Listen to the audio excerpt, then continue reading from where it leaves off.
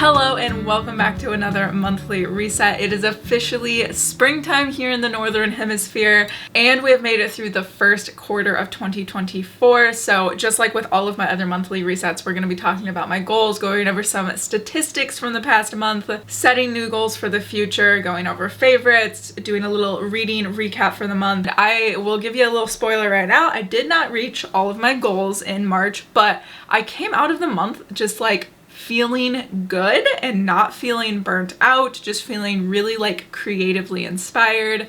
And that is not how I felt at the end of last month or honestly January. So I think even though I didn't attain some of my goals, I feel like I have been walking this really good path as far as balancing work and life and just being inspired still. So I feel really, really good about that. That being said, let's go ahead and dive on into my statistics for the month. And this is going to be kind of the area that you guys see that I didn't stick to everything that I wanted to. Specifically my steps, you know, in January, my steps were really, really low. I brought them back up for February and they're back down a little bit lower here in March.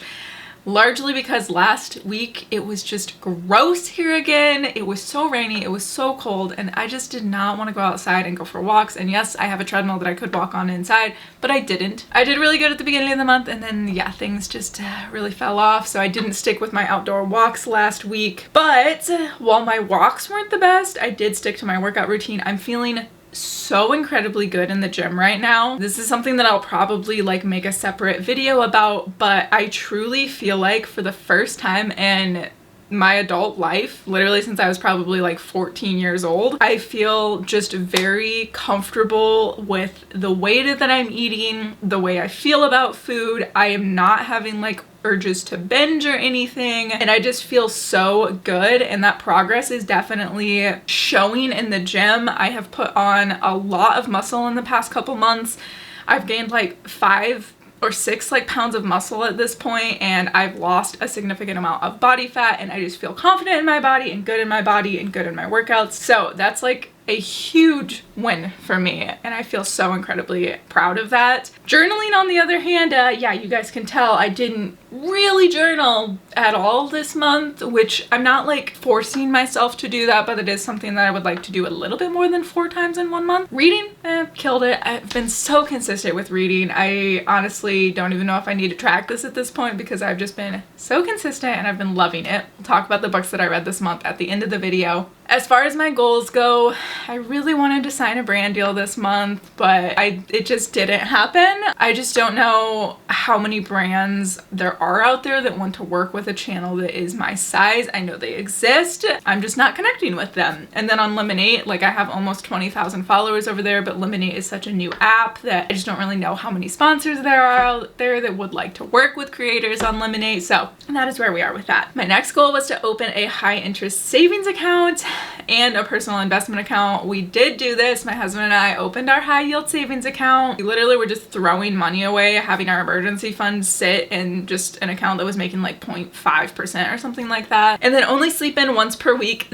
This was really, I think, the big fail of the month because I probably slept in like 3 times per week, but I do feel like that did help contribute to like me just having a little bit more of a relaxed month, is just taking that time in the mornings, because most of the time I would spend that time just kind of like reading and like dozing a little bit and just having like a little cozy morning. So I'm not gonna beat myself up too much about that. We'll just say we slept in. I'm trying to do a little bit better, but I do want to work on my morning routine going into April and just actually build a bit of a better morning routine, because right now I don't really have one. So that's where we are with that. Save $1,000. We once again saved more than that this month. I'm not going to share specifically with you guys where our savings is sitting right now because I'm just not comfortable with that. But I did save at least $1,000 between my husband and I. Filmed 4 videos for the friendship challenge. I should not have checked that off. I definitely did not do that. Nope. I'm honestly just gonna skip over that. I'm not focused on Instagram right now. I'm not focused on short form. For right now, I'm just not doing it. I'm not focusing on it. I have too much on my plate. I'm not gonna get burnt out. And you know what? Sometimes you have to let go of goals because they're just not working for you, and that's not working for me. So I'm moving on with my life. Average at least 8,500 steps per day. I only got to 7,685, so did not meet the mark on that. Again, it was really rainy and gross, but aiming for 8,500 again next month. Okay, so now taking a look at my April goals. Some of the things that I would really like to work on this month are increasing my click-through rate on my YouTube videos. If you don't know anything about YouTube, that's essentially the percentage of people that see your thumbnail and title and then click on the video. Currently, my percentage is sitting around 4.3%. It was in March anyway, and I would just like to see that be a little bit higher. So I want to work on my thumbnails and then hopefully increase that percentage a little bit more going into April, and then stay consistent with creation throughout the month. So my goal is to create 30 Lemon8 posts every month, and sometimes I put that off until the very end of the month, and it's stressful and I don't like it, and I just need to be more consistent about just creating a post every day and just not putting it off. Consistent through Lemon8, consistent through YouTube, not putting videos off until the last minute. I just need to be a little bit more disciplined, be a little bit more consistent, and just stick with it. And I think that that's going to continue to help me to not feel burnt out. And then share one Instagram story per day. I'm not trying to grow on Instagram right now, but if there are people who are interested in following me on Instagram from either here or from Lemon8, I would like to just kind of share my life a little bit more and just be a little bit more engaging on those. And then that, I feel like, will also help me to just create the habit of content creation. That's the goal anyway. We'll see. And then schedule plans with a friend, not for content, not for any other purpose other than just to hang out with people. I actually just created a post today on Lemon8. I haven't shared it yet, but it's in my drafts, about, it's like signs that you're the bad friend. And it was basically me calling my own self out on being the bad friend. It's things like not responding to texts, only texting people when there's something going on in your life, and not hyping them up as much as you should when there's something going on in their life, and never being the one to make plans, always expecting your friends to be the ones who set up plans, and feeling bad when there's no plans going on, when you're the one that's not scheduling things. And I do every single one of those things, and it's just kind of like a wake-up call that I'm a bad friend. I cannot expect to have friends if I am not putting in the effort to be a good friend. To have a friend, you need to be a friend. I just want to get over the block in my brain that tells me that my friends don't want to hang out with me, that I am bothering them, that I'd rather do things on my own. All of these things go through my head before I reach out to someone. The reason that I feel that way is because I had a lot of trouble with codependency within my friendships in college, to the point where I couldn't process my own feelings and emotions without reaching out to a friend. It was not a good situation, and I broke myself of that in college and got to the point where I was journaling and I improved my own self-talk, so I didn't need someone else to kind of hype me up, and I got really good at doing things alone, and I just kind of built my own coping strategies without other people. And I think because that was such a struggle for me in college, I stopped reaching out to people, because I felt like I should be able to handle these things on my own, and I should be able to be my own best friend, which are true, but you still need friends in your life. I don't think that I'm ever going to get back to that place of codependency, but I'm so scared of getting back to that place of codependency that I don't reach out to people. And it sucks. It sucks to have to think through all of those emotions every single time I send someone a text, but that is my reality, and I don't want to use it as an excuse anymore. I want to just be that person that you can just tell she's a good friend, because I am not that right now, and I want to give off that energy so badly. Whew, I got deep there. Okay, we're going on to favorites, so we always switch up positions when we do favorites, so let's switch positions. I truly had such a hard time thinking of any favorites to share with you guys this month, but then this book was sitting out next to the couch, And one night when Brandon and I were sitting on the couch, I was just like, hey, do you want to color with me? And I wasn't honestly expecting him to be interested in coloring with me, but he totally loves it. And we have been coloring together. Now, I will say I only have these markers, which kind of suck. First of all, I only have like 10 colors or something like that. I have 13 colors, and one of which is like supposed to be a blending marker that doesn't work at all. They bleed so badly. This is the back side of a paper. We've decided that we need new markers, so I have some in the Amazon cart. I did need to wait until today because it is the end of our budget for the month, and I was not 100% sure if we were gonna have any extra money, but I ended up saving a little bit on groceries, and we definitely have enough to order some markers. So I'll have the ones linked down below, and I think we're also going to pick up some coloring books, so I'll have all of that linked down below because I'm really excited about the markers that I found. I think they're going to be significantly better than these, first of all because there's like 120 colors or something like that, and they're supposed to not bleed. And that honestly is the only favorite that I have. We really didn't switch up a whole lot this month. You know, I don't spend a ton of money on random stuff, so I normally don't have a lot to share with you guys, but I did read several books this month, so I want to do a little reading recap with you guys like I always do. Going into this month, I had just finished Iron Flame. After reading that book, I really just felt the need to like read something of significance. Like, most of my reading journey, I've read a lot of like romance books and fantasy books, and while I really love the escapism of those books, just sinking into like a different world, I just wanted something with a little bit more flesh on the bones. Like, I don't know. I just needed more from a book. So I decided to pick up some memoirs this month, and I'm so happy that I made that decision.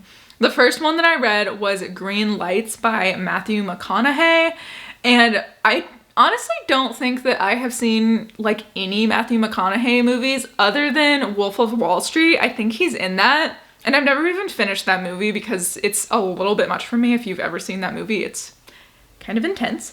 So I've never finished it, and that's the only movie that I've ever seen him in. And the only thing I know about Matthew McConaughey is the all right character, which I don't even know what movie that's from. I just know that Matthew McConaughey is like famous for saying that in a movie. But this book was like good. It definitely was fun to hear about some of his stories and some of the things that he has experienced in life.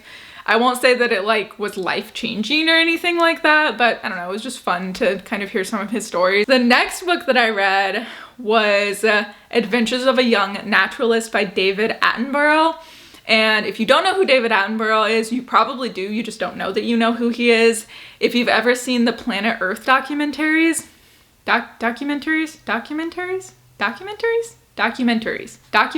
the British guy that does the voice for those documentaries, that is David Attenborough, and he is one of the very first naturalists ever to film animals in the wild. So this book is about his first adventures filming animals in, I think he went to Peru and Argentina, I think.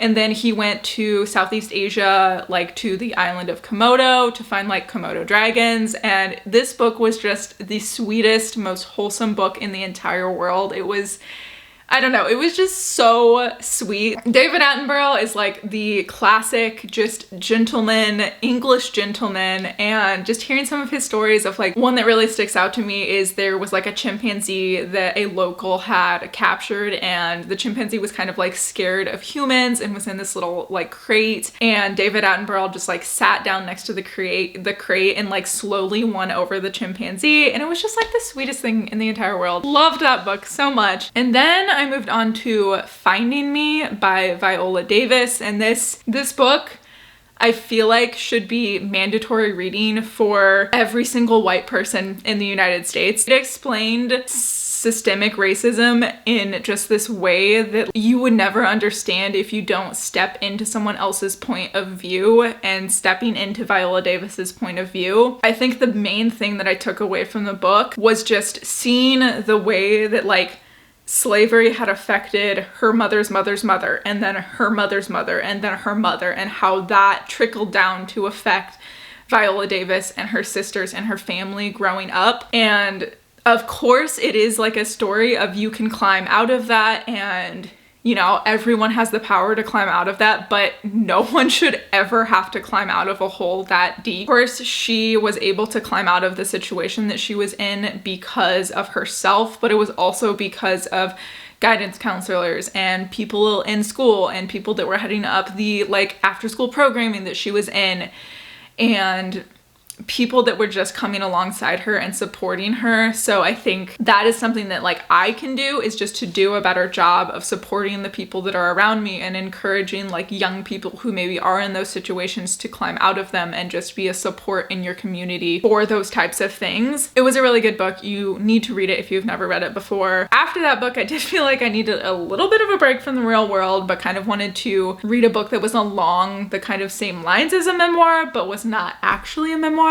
So, of course, I turned to Taylor Jenkins Reid, and I finally read Carrie Soto is Back, which, if you don't know, it's about a tennis player who was coached by her father growing up to be like the best tennis player in the entire world. And she goes into retirement in her 30s, and then someone ends up coming along and breaking one of her records, or tying one of her records, I guess. So she comes back to fight to take back her record of the most Grand Slams ever won by a female, or anyone. I think it was anyone. So she comes out of retirement, her father's coaching her, and it's kind of the story of her coming out of retirement. And I'll give this book like a 3.5 stars. I think that I really like the character of Carrie Soto. I like that she had flaws. I like that she was not perfect in any way, shape, or form. I liked seeing her relationship with her father, but some of the other characters just fell really flat for me, like including her father. They just kind of felt one-dimensional, and her father end up getting in a fight at one point during the book, and I didn't understand, because he essentially instilled all of these values in her and then was like, I don't actually believe in those values. So I don't know. I didn't love that. The characters kind of fell flat, but it was still a good book. It was a fun read. It made me want to watch tennis, which I'm not a sports person, but it really made me want to watch tennis. So those were my 4 books that I read this month. I know I have a lot of followers that have come up from my YouTube paycheck video. If you would be interested in me sharing a little bit more of YouTube statistics, how much I made on YouTube in a month, what my analytics look like, if you'd be interested in me sharing any of that, let me know in the comments below so I can add it to next month's recap. Or if there's anything else that you would like me to talk about in these that would be helpful for you guys, let me know. If not, then I will see you guys in the next one.